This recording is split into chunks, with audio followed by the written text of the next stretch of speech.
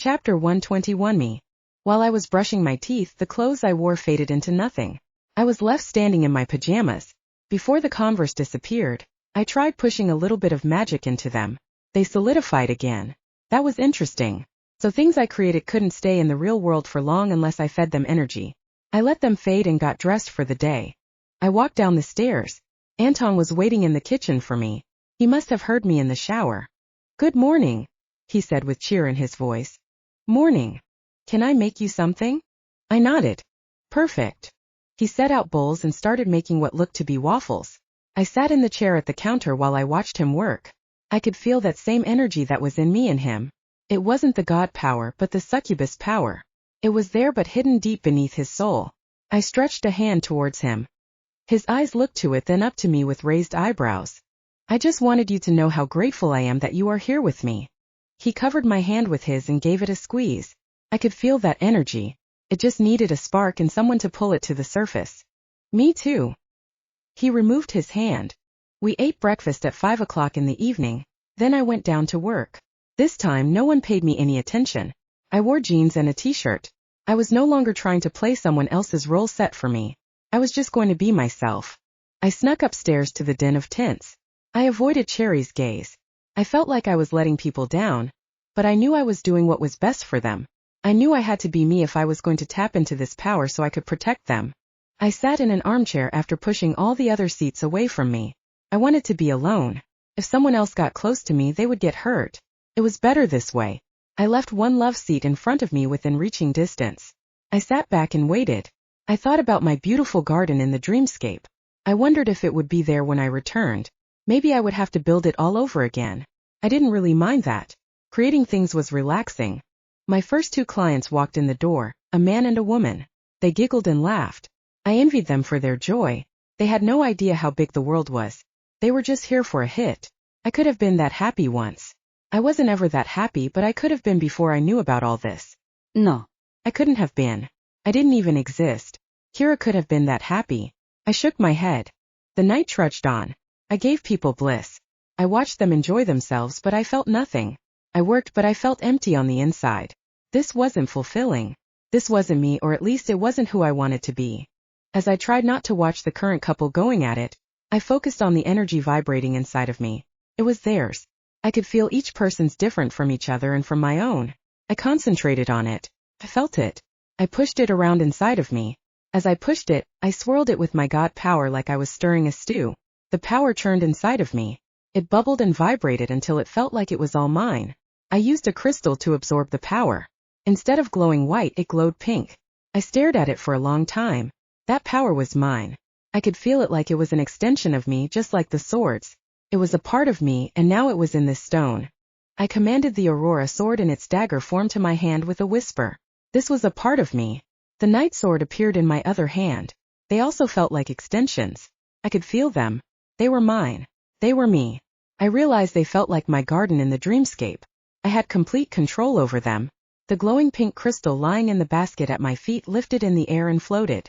I could feel it pulsing like a living entity. I pulled the energy from the other crystals and morphed them into my own pink energy.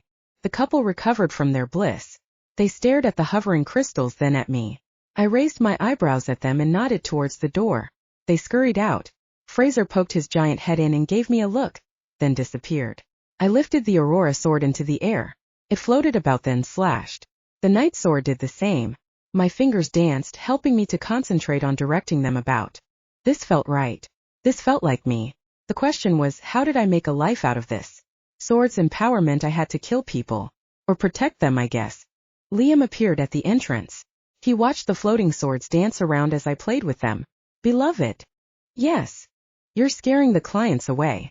I heaved a heavy sigh. "I'm sorry." I opened my palms. The sword slid into them and then disappeared as tattoos up my arms. I leaned back. Liam was still watching me. "What?" I asked. "Are you feeling okay?" I nodded, then stopped halfway through. I was done pretending, lying to save face, and trying to make others feel better. "No, I'm not."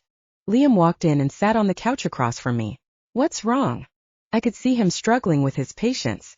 He wasn't the feeling sort, but he was doing his best to listen to me. "I'm not supposed to be here. I'm not supposed to be your leader or any of this." Liam frowned. You're Mate's daughter. This is your birthright. I sighed.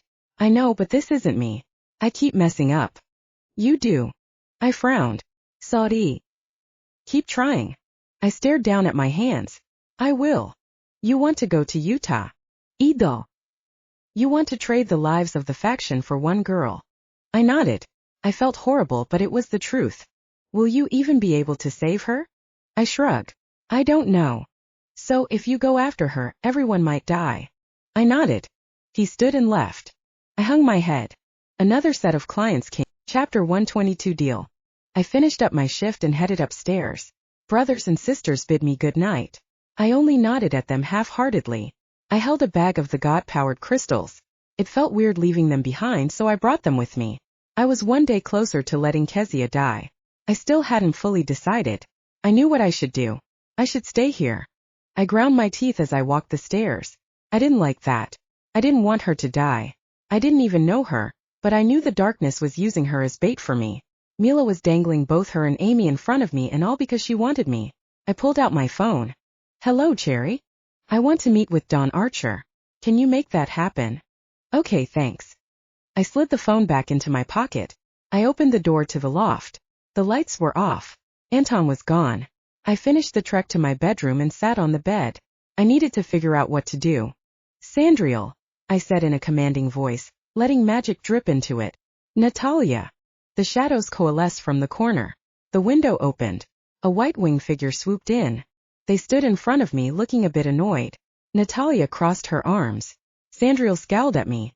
We don't like being summoned. That is not our job, Natalia stated.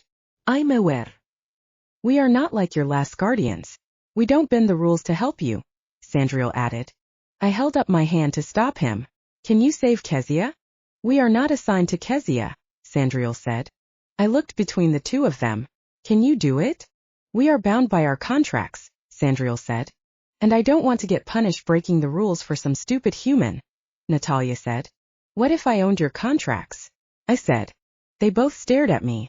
After a minute, Natalia said, Why would you do that? You don't have the kind of power to hold a contract, Sandriel said. I've done it before. Natalia shifted her weight. Why ask us then? If you want our contracts, just do it. I wanted to ask you first. Would you like to work for me? Her dark eyes scanned my face. What kind of punishment would you administer? I shook my head. I don't know. But anything I cook up wouldn't be worse than hell or heavens. She cocked her head to the side and thought. I turned to Sandriel.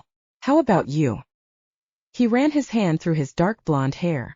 Go ahead if you think you can afford it. It doesn't matter who I work for. I don't have any choice. I turned back to Natalia. And you? Yeah, all right. I dug under my bed for a backpack, then dumped the pink crystals in it. I threw on my leather jacket and a pair of boots. Who's first? Natalia stepped forward. All right. I took her hand. She nodded and we disappeared. The cold nothingness surrounded me.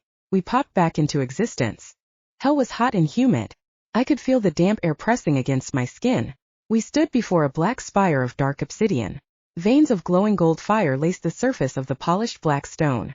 Natalia dropped my hand and led the way. The sharp spike drew tall into the dusky sky. As we drew deeper into the city, the spires grew taller. Demons clad in black milled through the streets. They seemed intent on whatever business they were attending to. They didn't spare any look at us as we continued towards the center. When we reached the center, tall sharp building reached up above the rest. Natalia directed me into it. We started to climb the spiral staircase. No elevators in hell? This is hell, she said flatly. Right. Why don't we just teleport up there? I can't. This is hell. We climbed. Took us what felt like hours. When we finally reached the top, I was huffing and puffing. Natalia didn't seem bothered. She directed me through tall black double doors. A red carpet rolled out up to a giant throne. A demon dressed in black sat. Other demons knelt in front of him. He seemed to be issuing some orders, but I couldn't understand the language he was speaking. I looked at Natalia, but she shook her head slightly. We waited at the back of the line. Slowly it grew shorter. After waiting for a few more hours, we finally stood next in line. The demon in front of us fell through a trapdoor in the floor. The devil, at least that was what I assumed, chuckled. His black eyes landed on us. Natalia stepped forward. I stayed at her side and lifted my chin. He said something to me in that unknown language. He wants to know what you want. I wish to purchase Natalia's contract. What do you have to trade? The devil said. His voice was smooth and beautiful. I opened my bag and pulled out a crystal. Power, I said. How much power? How much is she worth? I asked. How much power do you have? I narrowed my eyes at him. I threw a crystal. He caught it in one hand. He looked it over. God power. Fresh. Interesting. What god did you drain to get this? I don't recognize the flavor. How much for Natalia? He narrowed his eyes at me. 10 crystals. 5. 9. 5. He laughed. I don't think you understand how negotiation works. You are supposed to raise your price when I lower mine. I am offering you a rare never seen before god power. I think 5 is reasonable. You're trying to buy my best demon. She's not your best. Otherwise, you wouldn't have assigned her to me. His hands tightened on the crystal. The glow slowly waned as he absorbed the power. He purred. A succubus god. Was it Bacchus? No, wait, it's female. How delicious. 5. I asked. 5 more. Consider this a sample. Deal. I approached the throne, stepping up the stairs with sure steps. I held my hand out to the devil. His eyes twinkled as he took mine. Deal, he said. I pulled my hand away from him. When I reached the bottom of the steps, I passed the crystals over to one of his henchmen. The devil signed the contract. Another demon walked it down to me. I signed it with a drop of blood that turned into my signature. The demon stamped it and handed it over. I turned and walked away without another word. Don't be a stranger, the devil called as Natalia and I marched past the waiting line of souls. As we walked back down the steps of the spire, Natalia stayed next to my side. I slid the contract up my sleeve and commanded it to hide beneath my skin. I turned my hand to see that tattoo of a star with the circle around it. I motioned it up my arm. I was never bargaining another contract away from me again. I can't believe you just made a deal with the devil for me. I smiled tightly. Neither can I. Chapter 123. Gate. When we reached outside of the city, Natalia stretched her hand out to me. Where to, boss? Back to my room. We need to get Sandriel on board next. Heaven doesn't like to make deals. I've made one with them before. It's okay. I took her hand. The shadows covered us, then the cold. A moment later, my room brightened into view around us. Sandriel sat on the bed. Took you long enough. We were gone for a minute, Natalia said. And in hell time that's ours, he said. Yes, it was ours. Its own kind of torture, Natalia said. Your turn. You get to see our new boss in action. I raised my eyebrows at her. It wasn't very impressive. Natalia shrugged. Impressive enough for me. I held my hand out to Sandriel. Ready? I guess so. He took my hand and pulled me close to him. His arm came up around my waist. I held on to his strong shoulders as his wings popped loose. He jumped through the window. His wing caught the wind and we flew through the air. The city disappeared quickly beneath my feet. Slowly the night sky turned to white fluffy clouds as we passed the boundary. I could feel it like a stiff wind as we passed through it. We approached heaven's golden gate. The white puffy clouds drifted about the blue sky lazily. Last time I had just appeared where I needed to be. This time it seemed we were taking the scenic route. Why can't you just pop me into the place with all the desks? I asked. Only upper-level angels can do that. I nodded in understanding. He seemed a little down about that, but that meant his price was cheaper. That would be good for me. He led the way through the golden gates and the pearlescent brick road. It wound into a pearly white city full of domed towers. The city held a similar feel as hell. People were dressed in white, but still walked like we weren't even there. They were too busy to care about one another. Sandriel led me to a white building to the side of the center. When we walked in, we appeared in an open white area. In the distance, things faded into white clouds. The white marble beneath my feet clicked under my boots. We walked until we arrived at the first desk. I recognized the man, the information man. He paled a little when he saw me. Hello, I said flatly.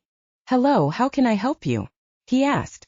I opened my bag and let the remaining crystals tumble on his desk. He looked at the 9 crystals, then up at me. I'd like to purchase this angel. Right, you need to submit an application for. He looked at my face. Do you know where I got these crystals? I asked him quietly. He shook his head ever so slightly. They're from me. I made them. I twirled my fingers around. The 9 crystals rose off the desk and swirled around his head. I have way more control over these crystals than I did that last one. Is this payment enough for Sandriel? He gave a slight nod. Great. Do you have someone that can fill out the proper paperwork and get me his contract? He nodded again. Wonderful. Can you make that happen? Now. He tapped a few times at his screen. An angel swooped down next to the desk with a contract in hand. He slapped the contract on the table. I let the crystals float down and settle on the desk. The information man filled out a few lines on the contract, then turned it around for me to sign. I pricked my finger with the blade of the Aurora sword. A small drop of blood splashed on the paper. My signature appeared as the blood disappeared. He stamped it and slid the paper over to me. Right, you now own Sandriel. I smiled at him as sweetly as I could manage. Thank you. Nice doing business with heaven. He narrowed his eyes at me. I smiled again and left. Sandriel hesitated a moment, then followed after me. What was that about? I bought Engandriel last time I was here. And I take it didn't go well? He asked. Oh, it went fine. I just threatened to blow up heaven a little bit. I think he remembered me. I see. Heaven doesn't really like it when you break the rules. Well, I haven't seen any repercussions yet. That's because the paperwork makes it take longer. Trust me, they will exact their revenge. Let them. I don't like playing all these silly games. I will just have to be ready for them when they come for me. You realize heaven is the biggest contract holder along with hell in all the realms. You can't just fight them. I shrug. I'll figure it out. Right now I need you two to save Kezia. Maybe by the time heaven catches up with me, I'll already be dead. That won't save you from the outcome. We reached the main entrance next to the gates. I turned to him. He picked me up by the waist and we flew away from heaven. When we landed back in my room, it was Natalia who was sitting on the bed this time. 10 minutes, she said. Welcome back, boss. Now that you own us, what do you want us to do? I need you to save Kezia and Amy. Kezia is my cousin and Amy is her niece or cousin or something. I can't leave here in case one of the other factions attacks, but you two should be able to go in and steal her away. She's probably in Utah at the major node point of the ley lines. The darkness has her. The darkness? Sandriel asked. I nodded. Yes. She took over my former roommate's body, and now she wants to trade Kezia for me. Try to find Amy too. Also, she has my former guardian demon under contract. Try not to hurt him, but don't let him kill you. They shared a look. And don't trust anything the darkness says. She's a huge manipulator. Got it. They both nodded. Whatever you say, boss. I will do my best.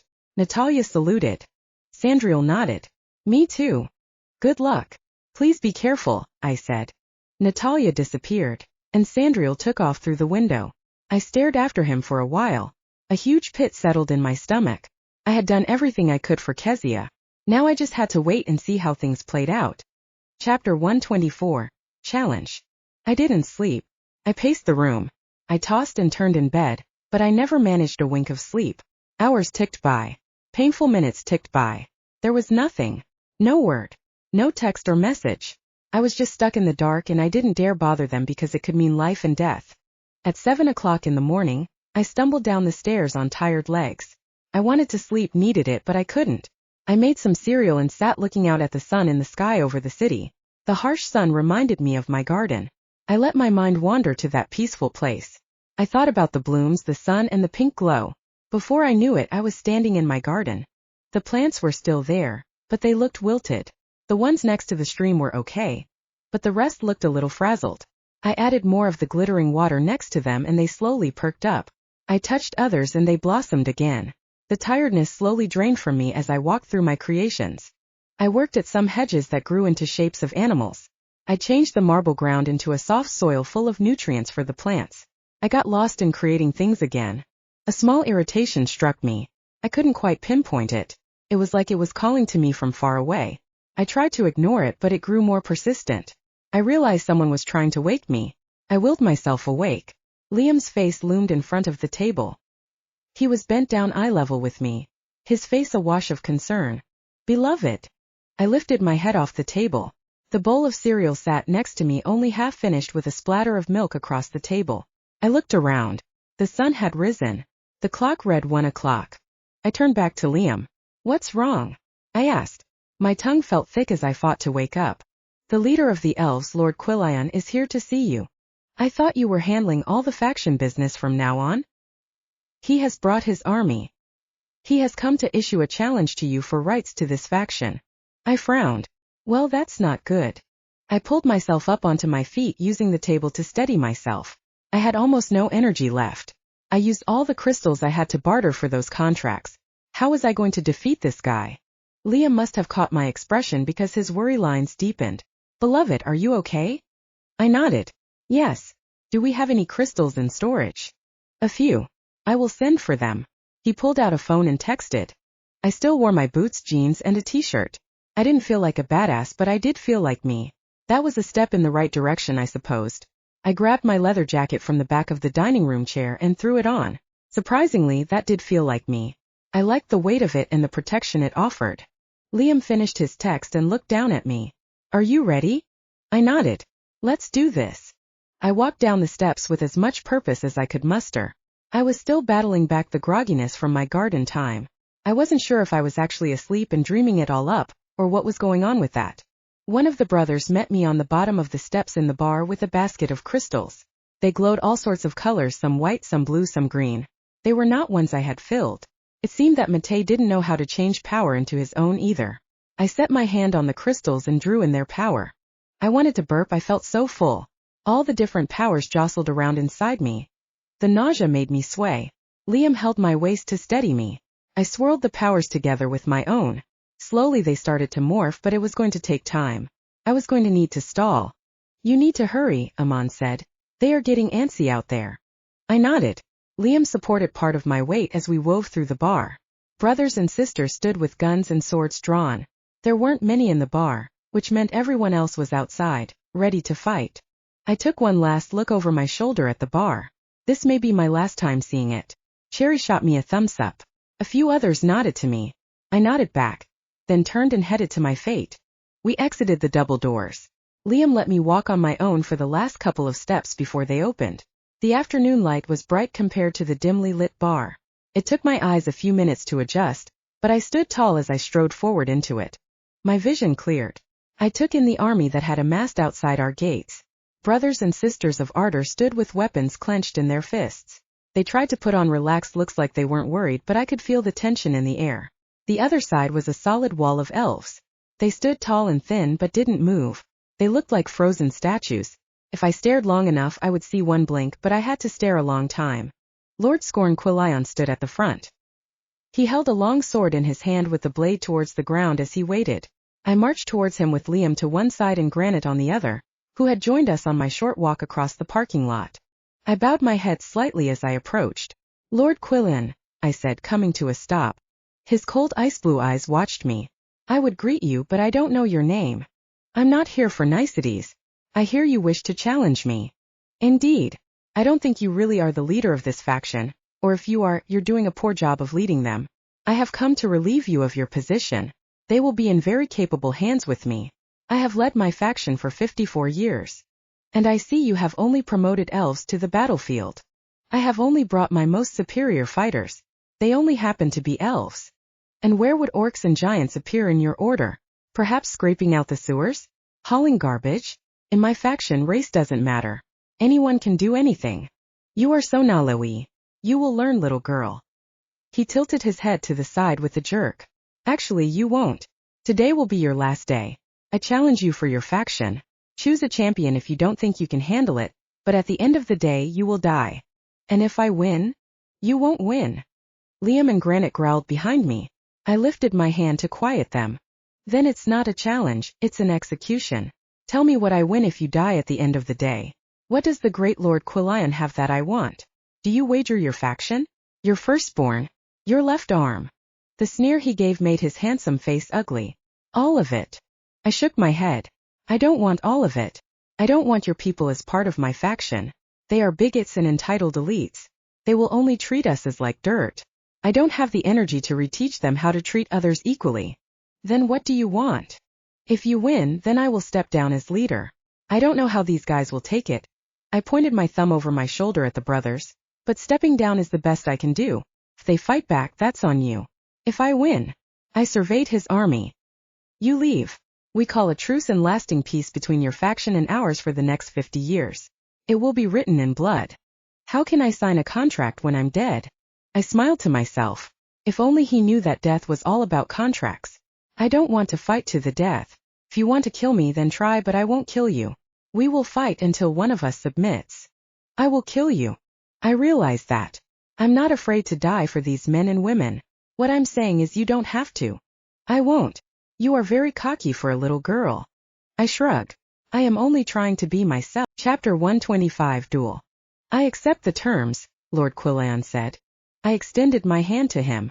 We shook, then I backed away. Both armies stepped back to give us space. Liam squeezed my shoulder. Let me fight for you. I shook my head. This is my fight. He gave me a worried glance but gave a slight nod. Good luck, beloved. Granite gave me a soft punch. We're counting on you. They both turned and stood to block the entrance to the bar. They watched me with their iron gray eyes. I couldn't help but smile. For such cold, hardened warriors, they had such warmth in their hearts. I turned my attention back to Lord Quillan. He stood at the center and lifted his long sword to the sky. Dark clouds appeared and swirled overhead. Blue lighting ripped from the sky onto the sword. He pointed it toward me, then screamed a battle cry. I cringed. It sent a primal surge of fear through me. I stood my ground as he ran forward with the sword. For a moment I felt frozen, but I calmed my thoughts and felt for the power inside me. The stew had turned into a curry. The power was all mine now. I pushed it out through my back into my wings. They solidified as I leaped into the air out of reach of the sword. Blue lighting jumped from the sword towards me. I dodged, but it was faster. It hit one of my wings, overtaking my pink god power. I fell to the ground, landing on one knee. He lifted the sword over his head as he ran at me again. Reveal, I commanded. The Aurora sword snapped into my right hand. It flared to life's eyes. I drew it up just in time to block his attack. The blue lightning sword glanced off to the side and struck the ground.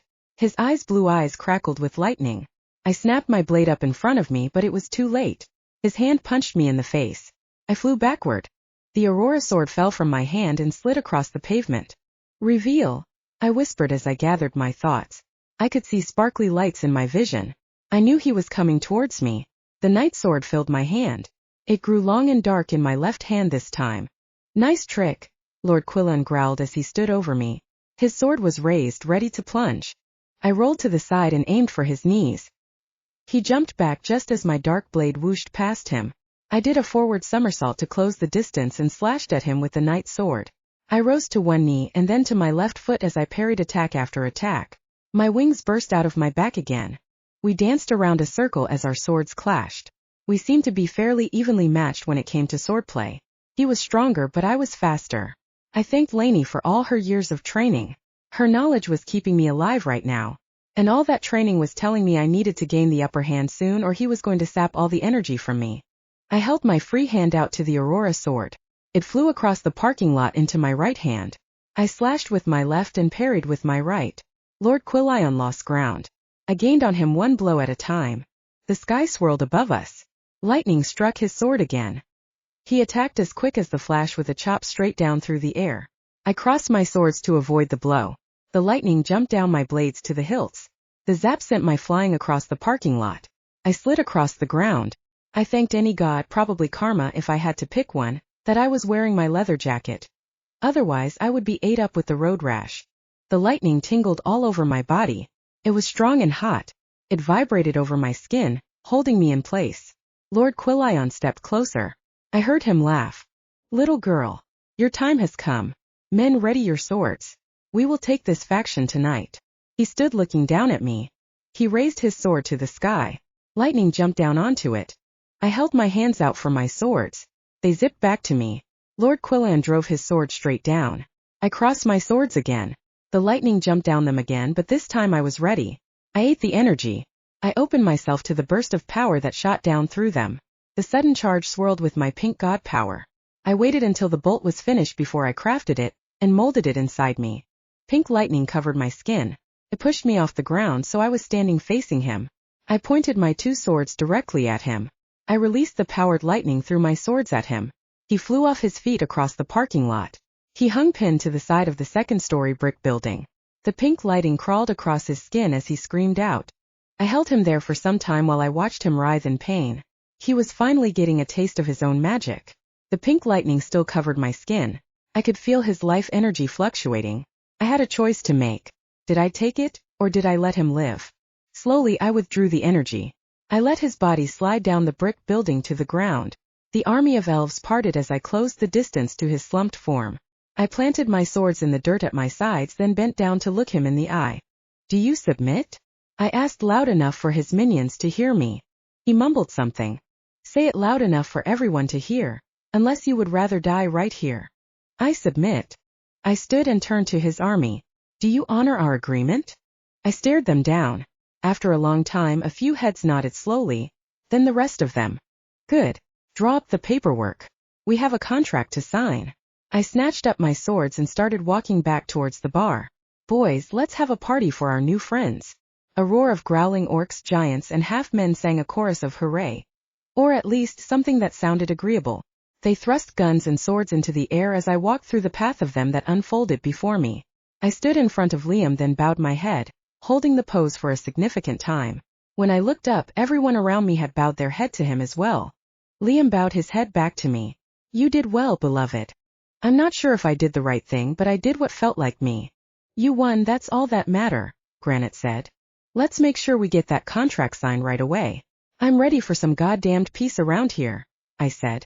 Liam squeezed my shoulder. We'll make... Chapter 126, Signature.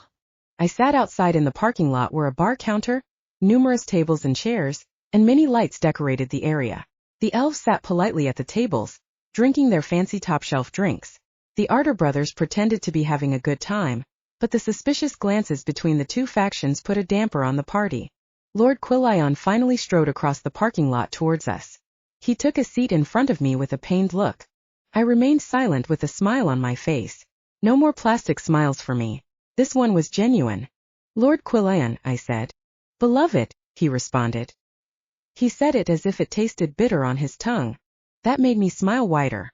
Cole spread the contract out on the table between us. This claims the kingdom will be allies to the Arter brothers for the next 50 years. They will aid us with whatever we require, including sharing materials and funds. The territories will remain separate, but the people of either territory will be allowed to move across the lines. They will be considered separate only when the truce ends. Each side will retain their original territory name, but will ultimately follow what the leader of the Arter brother decree. That sounds like a good mix of what you wanted and I wanted, wouldn't you say? I asked. The Elf King narrowed his eyes at me, then nodded slowly. That is how I would have worded it. I smiled brightly. Good. Do you need a knife? I flicked and the Aurora sword in dagger form filled my hand. I spun it around and offered him the handle. He frowned. When his fingers closed around the hilt, his eyes widened. What is this? I arched an eyebrow at him. It's mine. He examined the blade. This is not of the realm. Where did you get this? How is it even staying here? I waved my hand. Enough stalling. Sign the papers. He sliced the palm of his hand open and dripped it on the contract. I flicked out the night sword and did the same. Our signatures scrolled across the paper in gold. The night sword disappeared up my arm. I held my hand out for the other. He hesitated. I wiggled my fingers at him to give it over. He stared me down. I didn't flinch. I could feel the sword in his hands. It was like his will was pushing on it, trying to convince it to be his. But the sword was loyal. It was more than that, though. It was a part of me. It was part of my soul. I willed it back to me to join me again. It zipped across the table from his hand to mine. His eyes widened ever so slightly. I smiled. Thank you. The Aurora sword disappeared back up my arm into its tattoo. He bowed his head and held it for a few seconds. Beloved. I had to hold back a giggle. For some reason that felt really good. Now I have urgent business for you. We need you to organize your men to patrol our borders. You are welcome to keep some to protect your compound, but I want to keep our people safe. We are holding a neighborhood barbecue tomorrow evening. Please encourage your people to attend. My eyes shifted to Liam to make sure that was still okay. He gave a very small nod. I looked back to Lord Quillion. In fact, since you have such a good reputation as a host, I want you to be in charge of organizing the event. Cole will catch you up on the details. Is this barbecue to promote your generosity? He said the word barbecue like he was spitting the word. No, it is supposed to celebrate and encourage the unity of the new territory we have recovered from the Grange. I want the two of us and the leader of the house to work together and rule this city more as a democracy. With you as the leader, the Elf Lord said. I'm not trying to be the leader, Only the facilitator. I don't want to cut you out of decisions, but I don't want there to be bloodshed if I can help it. That isn't good for any of our factions. The Grange has done so much damage already. Don't you want to see some peace? He crossed his arms and sat back in his chair. His blonde hair hung straight around his face as he tipped his head forward in a nod. Good. Cole, please help Lord Quillion with the event. Use Cherry as a resource. Any other questions can be directed to Liam. Cole nodded. Have a good evening, beloved, Lord Quillion said as he stood. He left with Cole at his side. That went better than expected, Liam said in my ear. Liam? I asked, catching his forearm in my hand. He looked down at me. I need to go to Utah. I need to look for Kezia. Do you think things are stable enough now that I can leave? The corners of his mouth turned down into a deep frown. The elf faction is on our side. The house is peaceful. I don't think the Rat Man and whatever faction he is in charge of us is going to make a play. Please.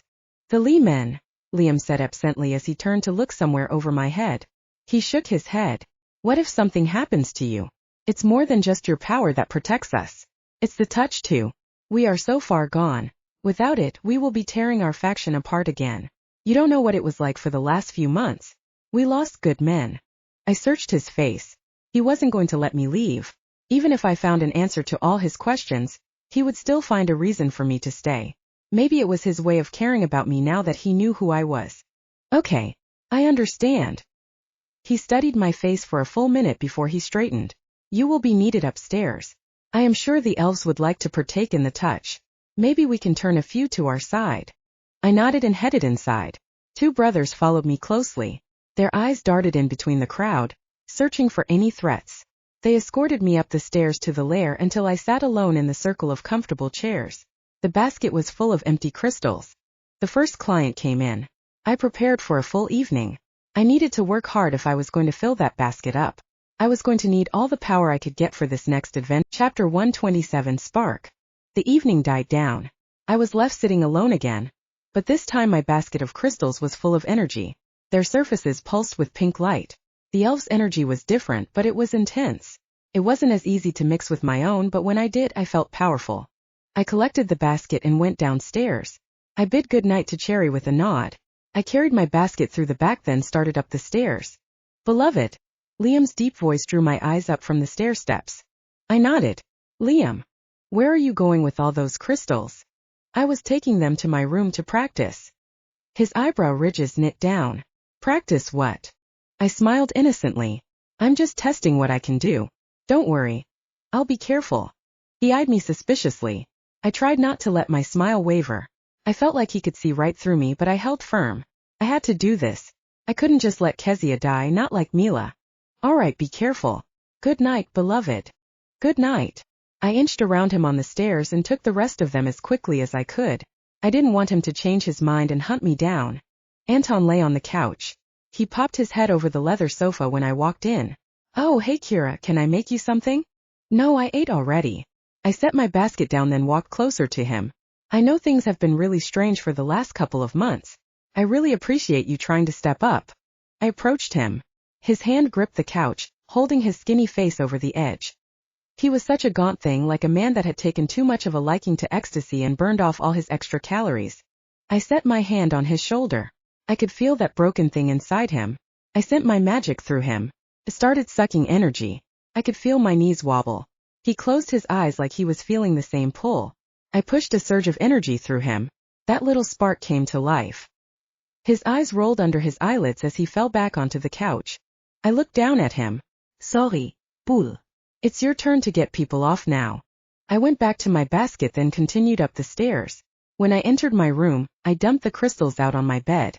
I lifted my t-shirt up and looked at the contracts tattooed on my skin. I pressed my hand to it. Sandriel, Natalia, come to me, I said to the empty room. Nothing happened. I sent a little magic through my hand into the tattoos. Cool me. The shadows drifted to me in pieces. They formed together and built in front of me into a figure. It slowly solidified into Natalia's form. She sagged forward. I grabbed her shoulders to steady her. She sported a swollen eye and several knife wounds on her arms. Her dark skin was pale, but her eyes were even harder to look at. It looked as if her worst fears haunted her. It looked the way I had felt when I had first tripped over Mila's body in the dark. Natalia, what happened? I asked. She took a ragged breath. I was fighting a horde of shadows. I don't know what they were, but they had teeth and fangs. I kept seeing things in the dark, but it was like they weren't really there. And Sandriel? He was right next to me when we started fighting, but we got separated. How about Kezia? Amy. We found Amy, but as soon as we got her out of there, she vanished. Vanished? Like ran away or? Natalia shook her head. I mean vanished. One moment she was there and the next she was gone. She just disappeared like she was a ghost. Her eyes looked haunted as she sought mine. I squeezed her shoulders. Okay, it's okay. You did your best. I gestured to the bed. She sunk onto it. I reached out and started absorbing crystals with one hand. With the other I pushed energy into her to heal her wounds. The energy bounced back like it was reflected off a field. What was that? Natalia asked. What did you just try to do? I tried to heal you. I'm already dead. I have to return to my realm to heal. Wait, can you die? She nodded curtly.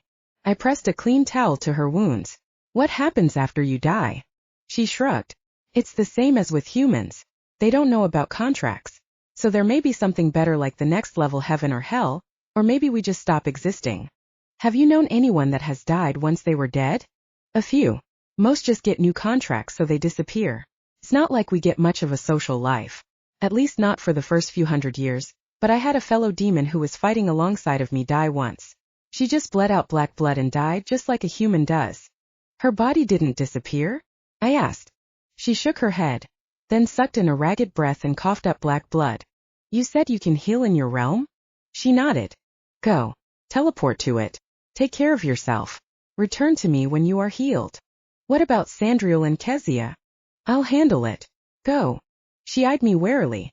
Are you sure about this? Yes. I nodded. She disintegrated into shadows in front of me. The black blood splattered across the bed disappeared. I was starting to realize that the difference in realm meant they were made of different stuff than this world, different matter, different energy. We could interact physically, but the rest of it was like it was in a different phase. I pushed all the physics thoughts aside and focused on the real problem. Kezia was still missing. Sandriel was out there fighting shadow creatures. The darkness was still waiting for me. Amy was gone. I dumped my hoard of crystals in a backpack, then dressed for battle. Chapter 128 Plea. I stood looking out at the stars in the night sky from the roof of the Ardor Bar building. The power from the crystals thrummed beneath my skin as I swirled it inside me, converting it to my pink energy.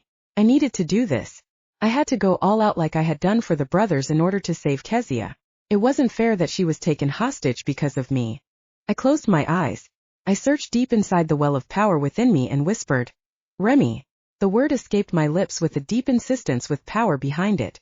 The night pressed in thick around me like a cloud that descended and hung about in a fog. I realized it was Remy's shadow fighting his summoning. Remy, I bit out. The power behind the word was sharp. The shadows merged into his figure. He stumbled forward onto his hands and knees before me. Kira. He heaved a breath. Where did you learn that trick? I need you to take me to Kezia. He lifted his head. Don't do that. Forget about Kezia. She's lost. Just let it be, trust me. I can't let her be used in my place. It's not fair. Remy climbed to his feet. Life's not fair. Get used to it. Forget about her. I stared hard at him. I will not. What is Mila planning? I'd have a better chance of getting out alive if I know what this is all about. A word tried to escape Remy's lips, but his mouth clamped shut. I could feel a strong magic at work, but I didn't know why. Maybe it was because I summoned him, maybe it was because I was filled to the brim with power. I cut the strand that held his words back. Tell me. The order was filled with power. The darkness is doing a ritual to bring her body back from the dead. She needs souls and someone related to her by blood to execute the ritual successfully. Remy stopped and blinked. Wait, how was I able to tell you that? Someone related to her by blood. Both Kezia and I are. So why would she want me? Why even hold Kezia hostage? Remy didn't even hesitate in his answer. I could tell he wanted to, but his lips were compelled to move. Because she wants your power. If she does the ritual with you, she can siphon your power at the same time. I nodded. How close is she to completing it? She's preparing for it right now. When the moon reaches the zenith over the ritual site, it will be time. In Utah. Remy nodded. Take me. He hesitated. Before I could force power into my words, he took a step forward. Please, Kira, listen to me. My name's not Kira. Well, it's not Lanie either, but you can't do this. Trust me.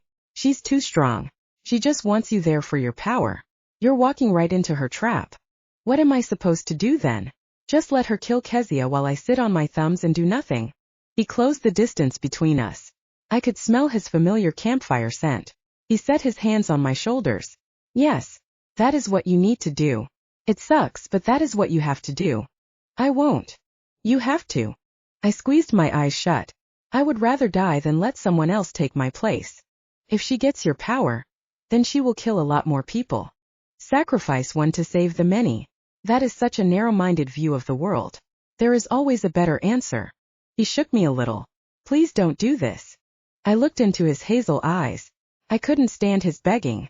He didn't even see me for who I really was. He was stuck on Kira, not the new me. I summoned a well of power and pushed it into my words. Take me now. The cold descended along with the shadows. I felt weightless and ice-cold for a moment before the ground touched my feet.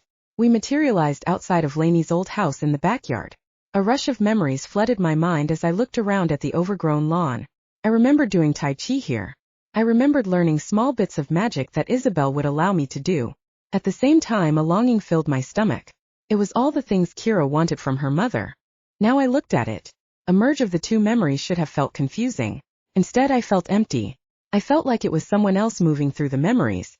I was someone new. I got to choose who I was going to be. I looked out towards the forest where the nexus was. I got to choose to do the right thing. Please don't. You're putting a lot more people than just yourself at risk, Remy said. I pushed his arms off of me. This is my decision. You can either fight alongside me and help me take her down or leave. He crossed his arms as he took a step back. His shadow fell apart before me as he ran away. I lifted my chin. Fine. I don't need your help anyway. I don't need anyone's help. I turned towards the dark forest and started marching toward the ritual. I don't need Remy. I don't need Liam. I don't need Angie. I definitely don't need Anton. I ticked the names off of my fingers as I walked. I don't need anybody. I have so much power inside me. I can blow this whole place apart. We will just see what Mila has up against this. She has no chance, that's what. Nothing. I started pulling the pink power up out of the deep wells of magic inside me. I let it coat my skin and ooze out my pores. The magical pink wings formed from my back then fluttered. My feet left the ground as I glided forward. I was ready. I was going to take out Mila and the darkness for good. Chapter 129 Life. The dark forest started to clear as I flew forward on my delicate wings. The first thing to catch my eye in the firelight was Kezia strapped to a pole in the middle of the nexus circle surrounded by what looked to be human bones. The rose bushes that were planted 6 years ago were the size of people, bushy, and well cared for. Their blooms were just starting to fade as the fall equinox rose. 100 or so crystals sparkled in the moonlight spread out over the complicated circles drawn in the dirt. Mila stood at the edge of the circle chanting in a language I couldn't make out. Kezia's eyes darted towards me as I appeared out of the trees. Mila immediately stopped her chant as she looked in my direction. A wicked, too big smile gaped open. Pointed teeth spilled across her face. She extended her fingers out and flicked them at me. Dark tendrils of shadows leaped from the trees. They wrapped around my ankles and wrists, pulling me down to the ground. I could feel the familiar fear gripping me, tightening my throat. I slashed my hands at them, releasing pink magic to slice the black. The shadows ripped, releasing me. I stood a breath, feeling the fears ease from my lungs. Mila chuckled. I see we've learned some new tricks since last we met. I stared her down. A barrier of pink encompassed me. It warded off her shadow powers. Release Kezia, I demanded. But of course. The thing wearing Mila's body hissed. She snapped her fingers. Kezia's neck twisted and cracked. She hung limply from the pole. No. I screamed. My wings launched me forward across the lines in the circle towards her. Mila lifted her hand while she chanted. The words sounded harsh and commanding. They hissed and rolled as the language left her lips. I could feel the power in the circle rage beneath me. I reached Kezia. Her soul glowed within her. I pushed my energy at her, trying my best to heal her broken neck. The soul twisted inside her as I tried to fix her. The power around me rose and pressed in, suffocating me. The heavy weight of it overpowered my delicate wings. My feet hit the ground. The circle pulsed with light. Mila cackled. She spoke another sentence. The crystals around me broke. The souls within them rose and hovered about the circle. They twisted like they were in pain. I could feel them. I could feel their pain. I could feel Kezia's pain. The weight of the pain dropped me to my knees. Pink power leaked from my fingertips into the circle. But nothing I did helped them. My power fed the circle. The power reverberated off of me, pushing me into the ground. I could feel the power squeezing at me. It pushed the air from my lungs in ragged breaths. Dirt pushed into my mouth as the power sagged against me. Mila's harsh chant filled my ears. I fought against the pressure to lift my face. I stared at the harsh lines of Mila's once beautiful face. She was gone. All that was left was this monster. A faint purple light glimmered behind her. I blinked a few times trying to see it better. Slowly it materialized. The dark eyes glinted in the lights of the souls. Her bitchy face drew down into a frown. Karma snapped her fingers. Time didn't freeze. Mila continued with her chant. Karma snapped her fingers again. Her eyebrows knit together. She waved her hand in Mila's direction, but nothing happened. She settled her hands on her hips. Damn it, Nami, you better get up. I spit the dirt from my mouth. Who's Nami? Karma rolled her eyes. You, of course. Nameless chick that's too good to choose a goddamn name. I gave you one. Happy. Now get the fuck up. Mila continued her chant, oblivious to our conversation. I wondered if she even knew Karma was behind her. Why do you care? The sentence came out garbled as I fought the rising dirt my body was being pushed down into. Because if you die, then I have to find someone else interesting. That's really hard. Get your ass up or I'll make your angel sacrifice himself to save you. Don't. I spit more dirt out. Fine, then you're demon then. He did come and get me after all. He seems willing enough to die for you. I pushed hard against the ground. Fine. Sandriel. I couldn't get air in my lungs. It felt like a 2-ton truck was driving over me. Nami. She drew the name out like she was officially tired of talking to me. Just absorb the damn power already. Watching you act this pathetic is ridiculous. Oh. I managed. I twisted my head up just enough to see Karma glaring back at me with her bitchy face. I guess I didn't really have anything to lose. I let my pink power dissolve. The power crushing into me pressed harder. I opened myself up to it like I was thirsty. The power fell into me. It was the strangest feeling. It was almost like when I had a vertigo attack, like I was falling into it but I wasn't moving. I drank in the power. The souls around me stopped twisting in pain. They floated freely then circled. Mila stopped chanting. I pushed myself off the ground as the souls danced about the circle around me. Her hands dropped to her sides as her gaze fell upon me. I could see her thinking, calculating her next step. I wondered if she had planned for this. I wondered if this was exactly what she wanted. I balled up the new energy and threw it at her. The power crashed forward out of me like a tidal wave from a tsunami. Mila's shadows dripped from the forest to protect her like a shield. The wave of power crashed around her and dissipated into the ground. I pulled it back to me as her shield broke apart. Interesting, Mila murmured. She opened and closed her hands. I can feel already, even with your interruption. What is she talking about? I asked Karma. Mila looked back over her shoulder. She turned back around to me with a questioning look. Karma rolled her eyes. The spell was completed. You let her kill your cousin. Anger rolled through me. I can fix her. I turned my attention back to Kezia's body. Don't bother. The transaction is already complete, Mila purred. I can feel again. Her hand caressed her face. Heaven has granted me life again. That doesn't sound like heaven's doing. No? Dearest little one, you have no idea, do you? Mila crossed the line of the circle. The souls swirling about me started to dissipate one by one. The bones beneath Kezia disintegrated into ash. My hands held Kezia's shoulders. Her soul sparkled and spread apart. It slowly dissipated before my eyes. Stop it. Bring her back.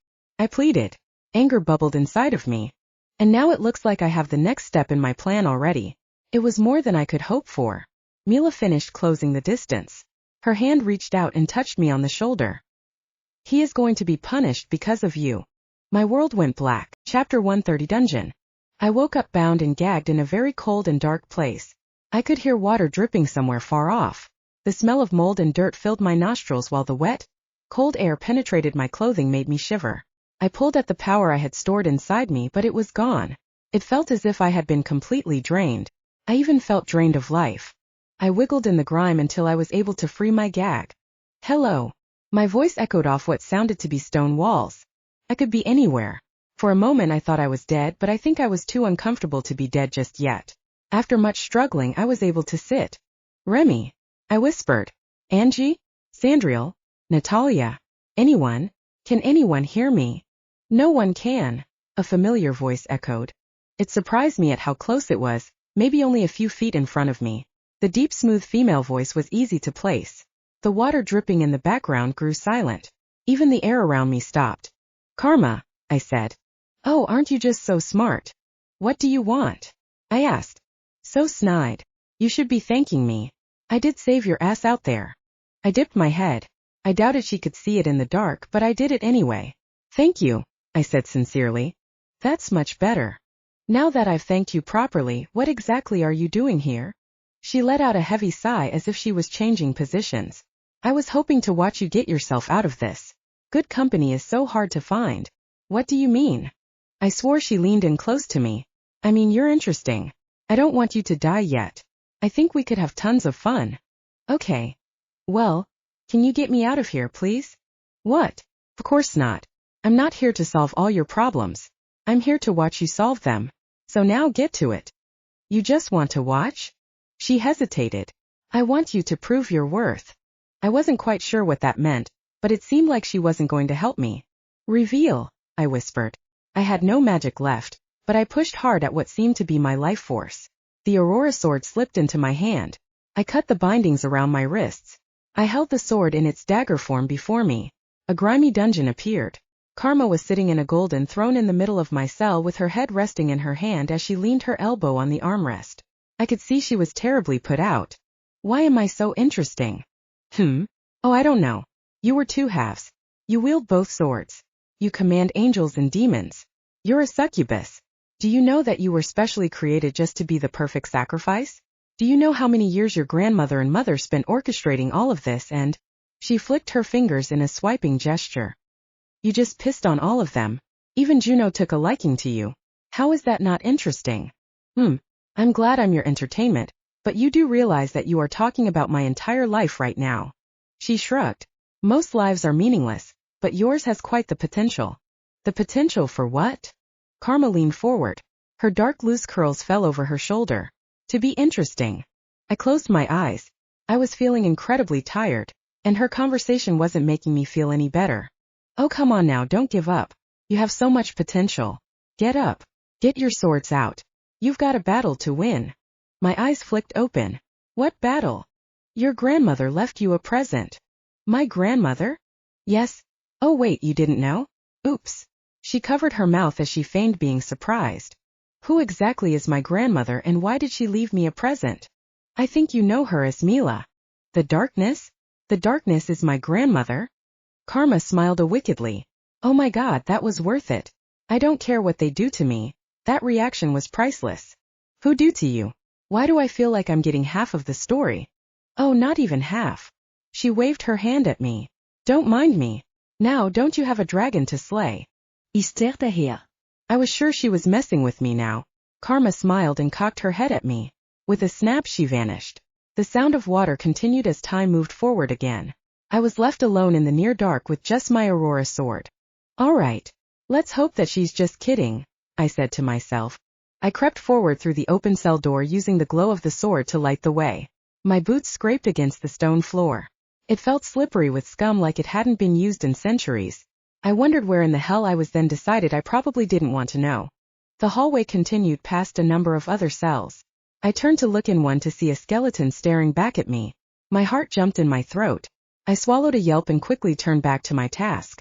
The sooner I got out of here, the better. The hallway took a turn to a bigger one and, eventually, to some stairs.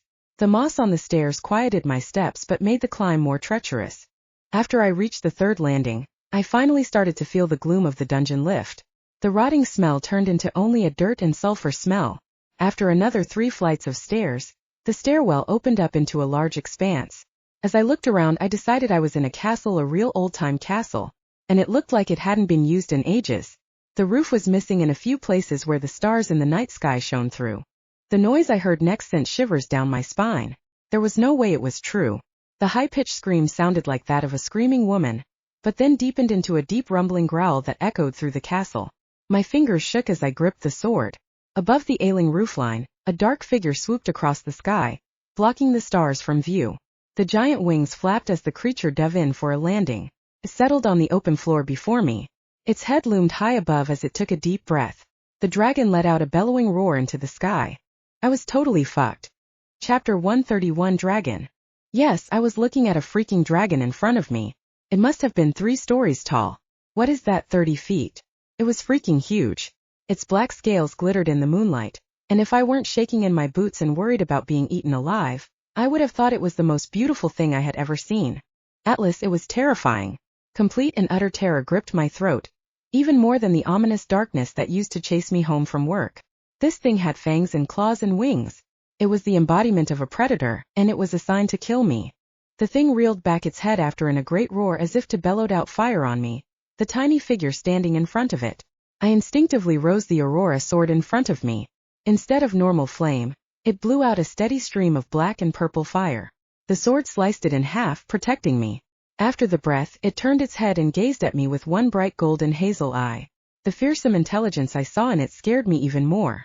I was going to have to defeat this thing, and it might possibly be smarter than me. It was most definitely stronger. The colossal beast reared back and swiped a clawed front leg at me. I dropped to the ground and rolled away. It was smooth and neat thanks to all of Lanie's training. I needed to stop thinking like that. I was me. I was one person. I was Nami. The Aurora sword flared to life at the thought. It grew into a great broadsword that looked big enough to defeat the dragon. Power flowed into me. Great white wings slipped from my shoulders in multifaceted white and rainbow light that sparkles as I beat them. They felt stronger than the pink ones. My entire body felt light yet strong. I pulled at the power in the Aurora sword. I wanted more protection from it. White armor enveloped me. It was light, thin, but felt impenetrable. The dragon eyed me. It blasted another bout of black fire, but I zipped away from it with my new wings.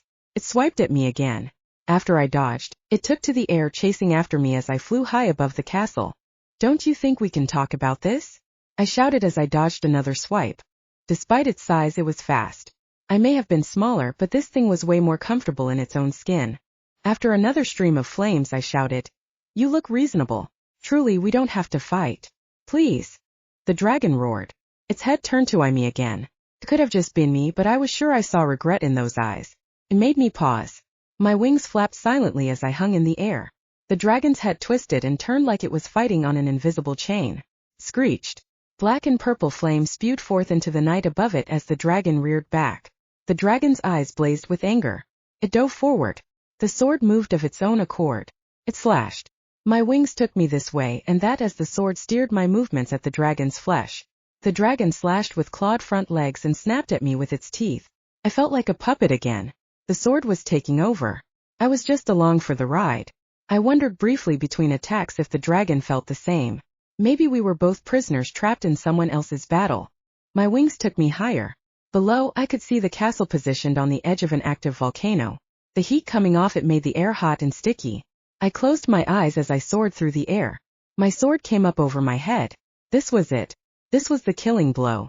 The dragon batted me out of the air at the last second. I was flung across the expanse of air over the castle. My wings flapped but couldn't overcome the speed of my fall. I hit the ground and rolled like a tumbleweed across the ground. The armor around me protected me from breaking anything, but I must have rolled over a dozen times before I finally stopped. Each roll brought a new bruise. I finally stopped in a sprawl across the ground. The ground shook as the dragon landed. It loomed above me as it roared into the night sky, throwing its head back. It took in a deep breath for another belch of flame. I extended my hand out. Sword. Nothing happened. The dragon's maw opened wide, ready to spit flame. I am Nami. Sword. The Aurora sword flew from the trees. It landed in my hand just as the black flames extended from the dragon's mouth. The Aurora sword lengthened and split the flame in two. The sword, my armor, and my wings all emanated white and rainbow light as I held fast against the black flame. As the flame died out, I lifted my armored head. The dragon's golden eyes blinked at me, almost surprised I was still standing. It raised its head for another large breath. The first shimmers of morning sun started to light the sky. I dove forward, or rather I was dragged forward by the sword. The blade plunged into the breast of the beast. The dragon's breath turned into a screaming cry of agony. Black blood spilled from the wound as I withdrew my sword. The dragon slashed at me. I took to the air and zipped around as the dragon desperately flailed, trying to take me down. I felt like a gnat compared to this giant. Black blood gaped from the wound, but the dragon still seemed very lively. It flapped its great wings like it was trying to take off, but it couldn't. Its long neck turned to watch me as I flew. It belched out a ball of flame that I dodged quickly, but the heat of it sent me flying back away. I dove in, determined to end it this time. I was done playing. I had to kill it, and that was how it was going to be. Maybe then this nightmare would end. I flew under the neck, dodged an incoming claw, then slashed my sword across the breast again, perpendicular to the first cut. I whipped around in a circle, dodging the other front leg, and slashed again. The dragon let out a howl, then slowly, like a felling tree, the creature came crashing down. Blood soaked the ground as it pumped out of the wounds I'd left in the beast. The golden hazel eyes swirled. I landed in front of one of its eyes. The aurora sword shortened. I slipped it back up my arm with a command. The dragon gave me a long look. Its whole body disintegrated into shadows. A figure lay in the midst of the black blood. His hand held his slashed heart. His golden hazel eyes looked up at me with a pained expression. My own heart fell to the pit of my stomach. "Remy," I croaked. No, Remy. "Remy." I dashed forward and fell to my knees. My hands pressed his chest where large wounds gaped. Blood poured from the hole. "I didn't know. Remy, I'm so sorry." No, Remy. Tears filled my eye as I choked on sobs. Remy's blood-covered hand laid on top of mine. His hot blood was instantly cooled by his cold hands. They were too cold. "Kila, I have watched you for so long. Loved you for so long. It's all right. I'm sorry she used me to hurt you." His hand lifted to my cheek. The slick blood smeared across my face as I leaned down closer to him. My eyes never left his face. I could barely see through my tears, but I didn't want to miss a word he said. "But Kira, I'm already dead. Don't cry for me. I had a life. This was only my afterlife. I finally get to be free of the job. I'm finally free of the contract. Don't you see? You finally freed me for this torment." I shook my head vehemently. No, no, Remy. "I can't let you go. I don't want to." My tears fell on his face. He blinked them away and pulled me closer. His lips found the top of my head. I laid on his chest, listening to his breathing slow and gurgle in his lungs. "You were played. We were played. It's all right, but you need to get stronger. You need to defeat her." He hugged me close. "Go get her, Nami." He took one last exhale and his body disintegrated beneath me. The pool of blood disappeared. I was left alone in the decrepit remains of a forgotten castle on the side of a volcano as the sun rose somewhere far behind me. I curled into a ball and wept. I wept for what had happened, for the loss of my friend, and for what could have been but would never. Chapter 132. Olympus. I don't know how long I lay there crying and wailing and sniffling. I couldn't believe he was gone. I'd been played. I'd let the darkness use him and use me. I needed to be smarter. I needed to figure out what she was doing before it happened. How did one even learn those sort of skills? I was no hero. I was nothing. The deep pit of depression pulled at me throughout the hours as I lay on the cold, hard ground. I couldn't pull myself up. I couldn't go on. I had killed Mila and now I had killed Remy. I let Kezia and Mate die. No matter what I did, I was never good enough to save the people I loved. I'd even killed my own mother. What was wrong with me? I was living ball of bad luck. Bad karma. I raised my head.